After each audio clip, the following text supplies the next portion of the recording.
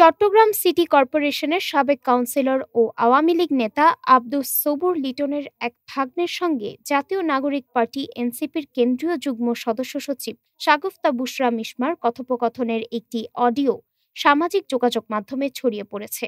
অডিওতে ব্যবসার ভাগাভাগি ও টেন্ডার নিয়ে দর কষাকষি করতে শোনা যায় মিশমাকে।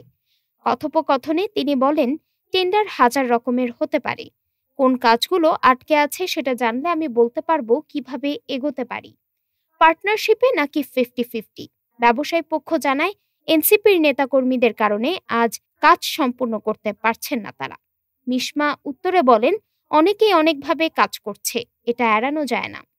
এ ঘটনায় সামাজিক যোগাযোগ মাধ্যমে ব্যাপক আলোচনার সৃষ্টি হয়েছে। এর আগে মিশমার বিরুদ্ধে চট্টগ্রামের ছাত্রলীগ পুনর্বাসন ও চাঁদাবাজির অভিযোগ উঠেছিল। অভিযোগ প্রসঙ্গে তিনি দাবি করেছেন, দলের কেউ আমার পেছনে লেগেছে, নাম জানতে পারলে ব্যবস্থা নেব। ডেস্ক রিপোর্ট, আজ বার্তা।